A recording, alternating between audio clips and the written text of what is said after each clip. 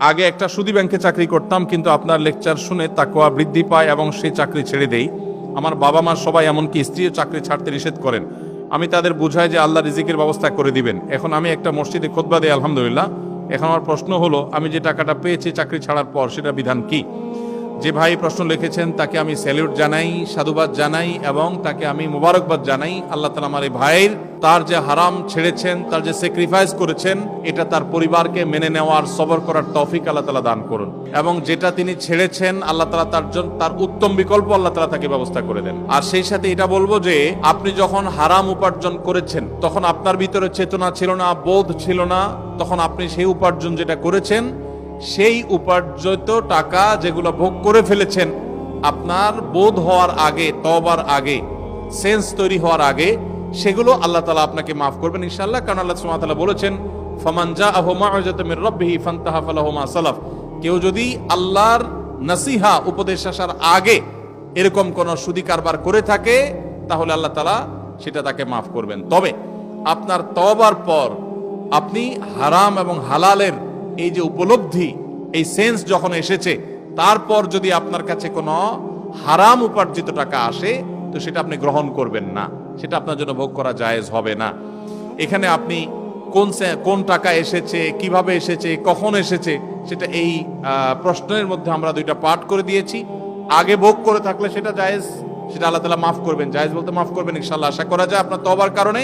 আর পরে যদি এসে থাকে, আগের হারাম টাকাই পরে আসছে তওবার পরে, তাহলে এখন আর এটা গ্রহণ করবেন না, এটা আপনার জন্য জায়েজ হবে না।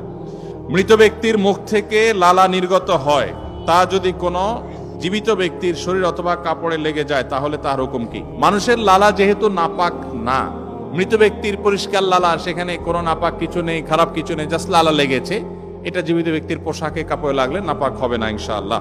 এরপর প্রশ্ন হলো, মৃত ব্যক্তির গোসলের পর যদি নাপাকি বের হয়, তাহলে মৃত ব্যক্তির শরীর নাপাক হবে কিনা? গোসলের সময় এই জন্য পেট চাপ দিয়ে, হালকা মৃদু চাপ দিয়ে কোনো নাপাক যদি বের হওয়ার মতো থাকে, সেটা বের হওয়ার ব্যবস্থা করে দিতে হয়। এরপরও যদি পরবর্তীতে বের হয়ে যায়, তাহলে নতুন করে আর গোসল দিতে হবে না। তবে নাপাক সরিয়ে যথাসম্ভব পবিত্র পরিচ্ছন্ন করে তারপরে কাফন দাফনের ব্যবস্থা করবেন। এরপরে প্রশ্ন হলো, একজন স্ত্রী তার স্বামীকে তালাক প্রদান করেছেন, কিন্তু স্বামী তার স্ত্রীকে তালাক প্রদান করেননি।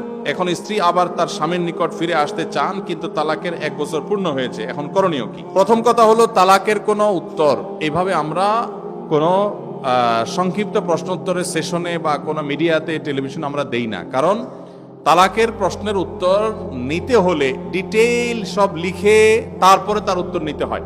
এখানে একটু হেরফের হয়ে গেলে বেশকম হয়ে যায়।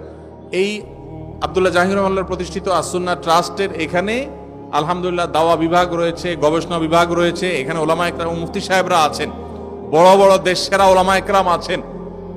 সে সমস্ত ওলামা একরামের কাছে আপনাদের যাদের তালাকের প্রশ্ন আছে, বিস্তারিত লিখে প্রশ্ন জমা দিবেন, তারপর উত্তর নেবেন। আমি এই প্রশ্নের উত্তরটা স্কিপ করলাম, এটা ফতোয়া বিভাগে উপস্থিত হয়ে তারপর উত্তর দিবেন। কারণ এক পক্ষের কথা শুনে বা আংশিক কথা শুনে তালাকের উত্তর দেওয়া যায় না। এখানে একটা সম্পর্ক থাকা না থাকার ব্যাপার, ডিটেল শুনতে হবে। সবচেয়ে ভালো হয় লিখিতভাবে প্রশ্ন করবেন, তার উত্তর ফতোয়া বিভাগ থেকে নেবেন, ডিটেল লিখবেন, এরকম সংক্ষেপে 2 লাইন 3 লাইন না। কি বলেছে, কি না বলেছে, কিভাবে দেওয়া হয়েছে।